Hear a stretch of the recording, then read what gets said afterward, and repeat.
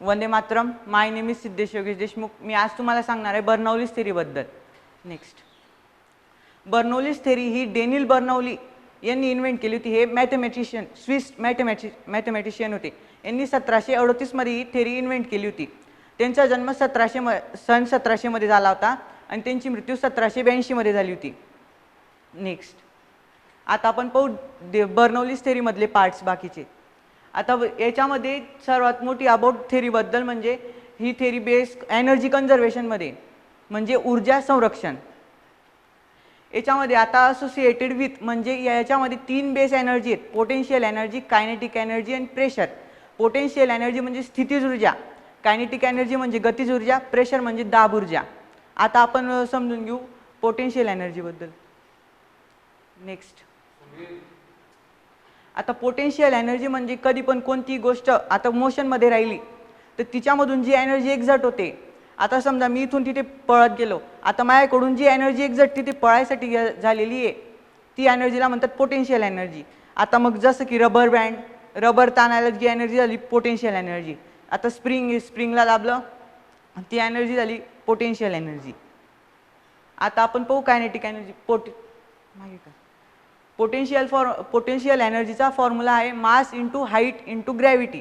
मास म्हणजे आता समजा मी इथलं हे समजा कोणती गोष्ट आहे त्याचं वजन म्हणजे आता त्याची हाईट आणि अर्थची जी ग्रॅव्हिटी आहे त्याचं मल्टिप्लिकेशन करून टोटल पोटेन्शियल एनर्जी येते. म्हणजे आता मास आता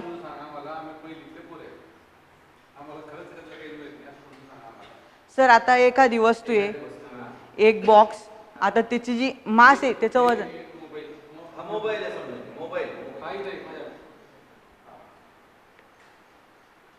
सर आता समजा हा मोबाईल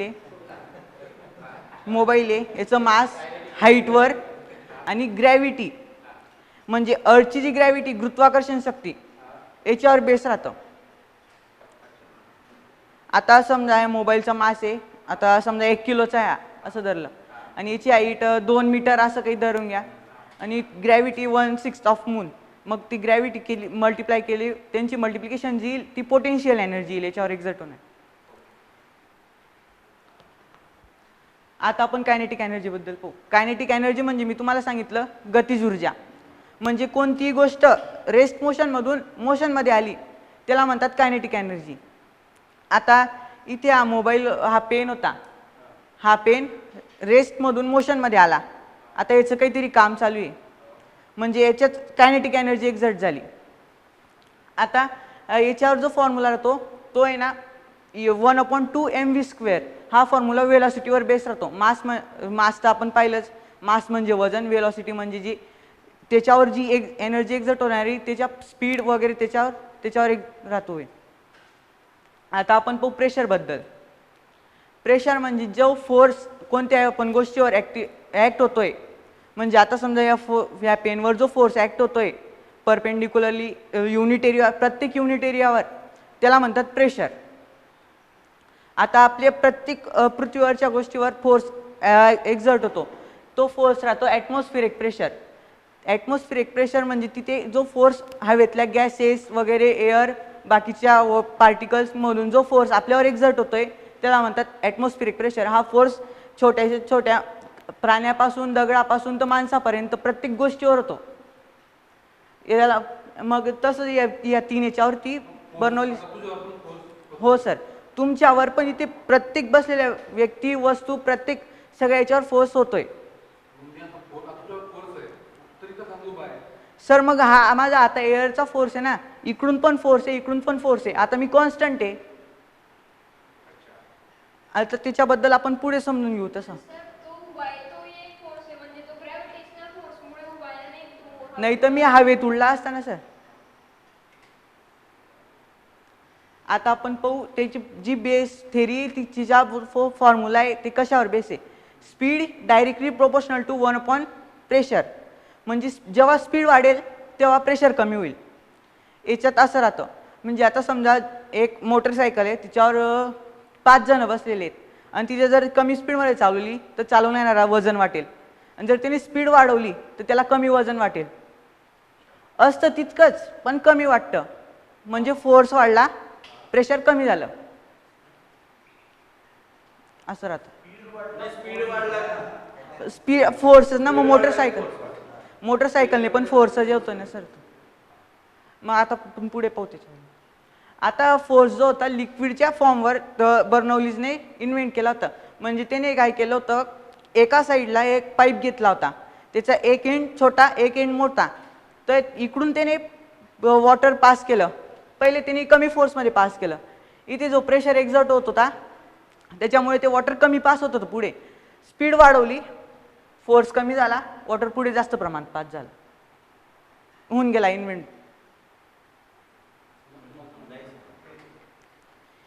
आता समजा आपली मोटर आहे, नळातून पाणी घेते, ते नळातून पाणी नॉर्मल स्पीडमध्ये येतं, घेते जोरात, देते तिकडे जोरात, आणि क्वांटिटीमध्ये पण वाढवून देते. सेम ॲज तसंच आपण नळाचं पाणी भरतो तसं.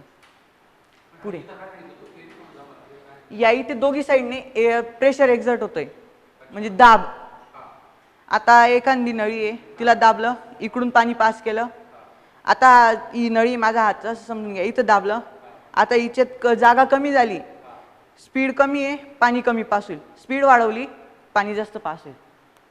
म्हणजे ती स्पीड ह्या प्रेशरला लोटेल ना, की तू कमी कर बा तुझा प्रेशर तिकडे. नेक्स्ट, आता या थेरीचा इम्प्लिमेंट कशामध्ये होतो, जसं की आता पेंटिंग स्प्रे, ऑटोनॉमझर, ट्रक्स वगैरे, एरोप्लेन, बऱ्याचशा ठिकाणी असं याचा हे होतो. आपण पहिले पाहून घेऊ आता पेंटिंग स्प्रेमध्ये. पेंटिंग स्प्रे म्हणजे याला ऑटोनॉमायझर म्हणतात. याच्यामध्ये काय राहतं, आता हा पेंटिंग स्प्रे इकडून एअर पास झाली, ही जी नॉर्मल एअर आहे याची स्पीड वाढवून पुढे फेकेल ते. आणि हे जे पेंट राहतं ना याच्यामध्ये, याला उचलायला काहीच नसतं वर, फक्त एअर पास होते याच्यातून, काहीच नसतं याच्यात.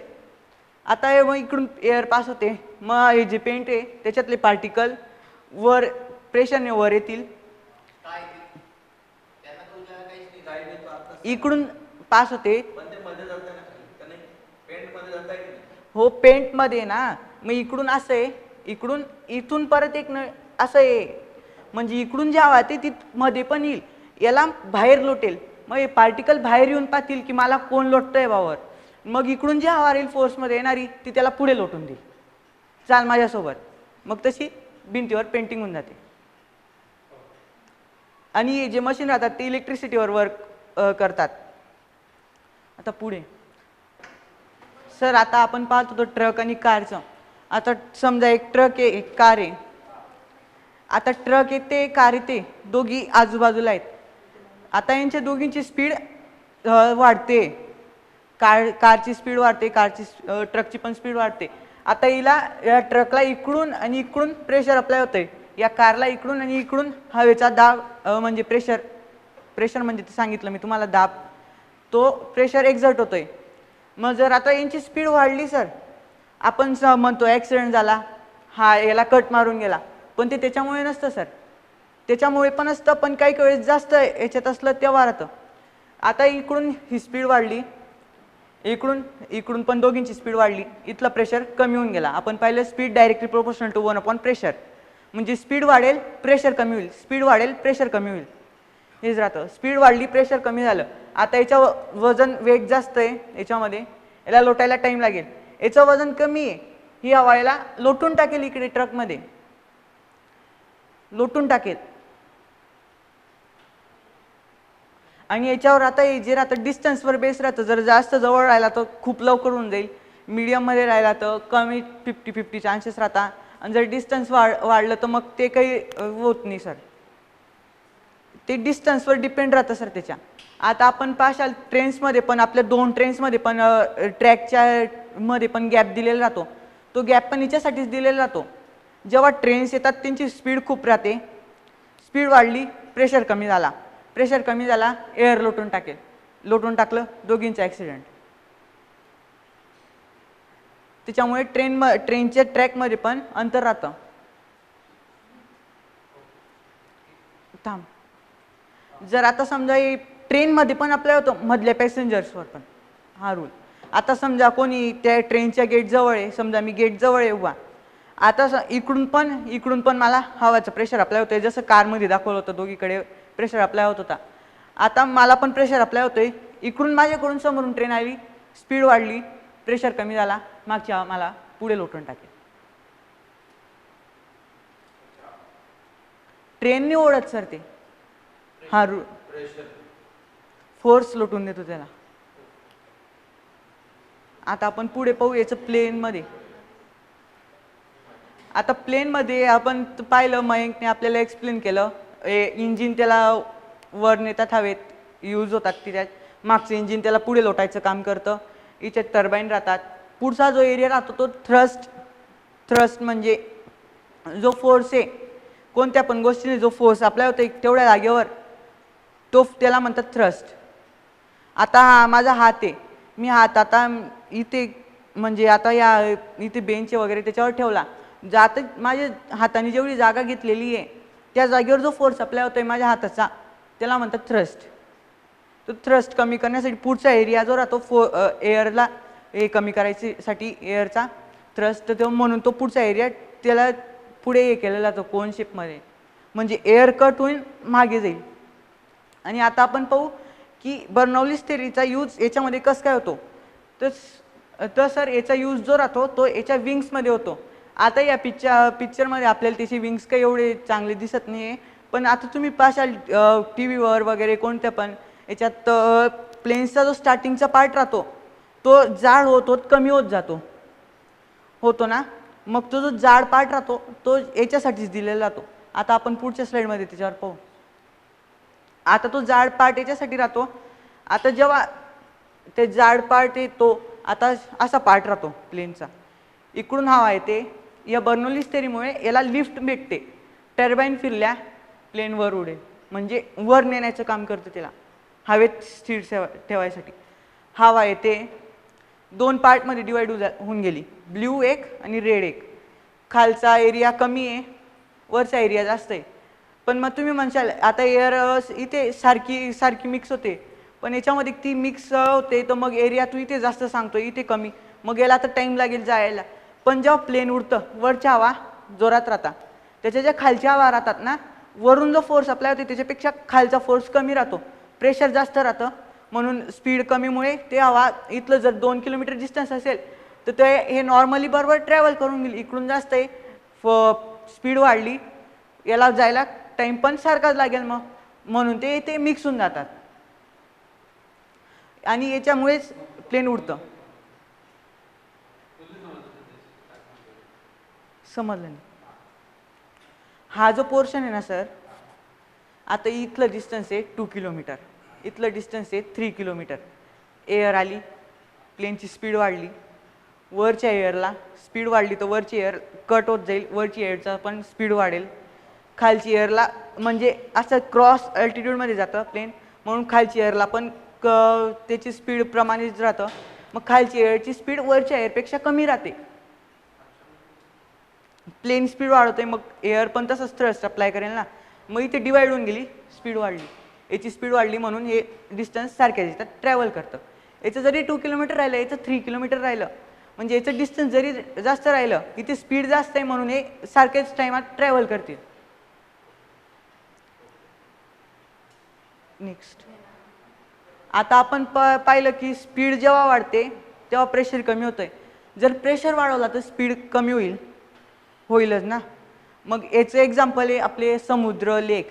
आता लेकमध्ये पाहाल तर पाणी इकडे फिरत राहतं, जसं नद्यांमध्ये फिरत राहतं, त्याच्यामध्ये स्पीड राहते, म्हणजे आता स्पीड राहिली तर प्रेशर कमी होतंय. आणि जर तुम्ही समुद्रांमध्ये पाहाल तर पाणी शांत राहतं. शांत कशामुळे? वॉटरचं प्रेशर जास्त आहे, स्पीड कमी आहे. समुद्रांमधलं ते जे येणारं राहतं, मग ते त्याच्यावर एअरचा फोर्स अप्लाय होतोय म्हणून ते लाटा उठतात. नाही तर मग पाणी जर एअर नसली तर पाणी कॉन्स्टंट, कारण त्याचा जो प्रेशर एक्झर्ट होतोय त्याच्यामुळे. हां, म्हणजे ते जे वाहत राहतं ना सर, ते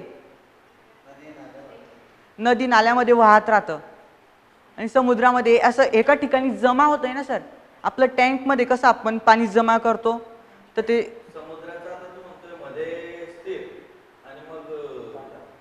काठावर मग तिथे पण कॉन्स्टंटच राहतं काठावर आणि मध्ये कमी कमी. सर मग ते कसं होतंय, हवा येते, तिची स्पीड जास्त आहे, वॉटरवर अप्लाय होईल म्हणून ते लाटा उठतात. नाही तर मध्ये का बरं उठतं त्याला? सर मग ती हवा अशी येते ना सर, ते मधलं जे पाणी त्याला जास्त डेप्थ आहे, ते जास्त फोर्स अप्लाय करेल, याला कमी आहे, हे कमी फोर्स अप्लाय करेल.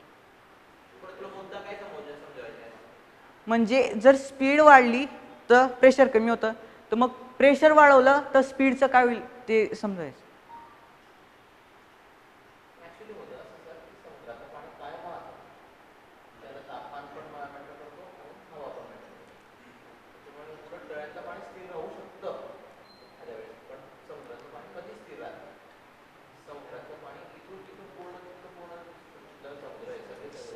कारण की मधल्याला जोर दिला तरच पुढे लाटा जाते.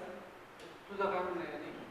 सर मी बोलताना नदी नाले असं बोललो, म्हणजे पाणी वाहतंय ना सर, पाण्याला व्हायला जागा भेटते, पण तिथे जमा होतंय सगळीकडून, ते कुठे व्हाईल सर? ते तिथल्या तिथेच फिरत राहील ना सर. त्याला हां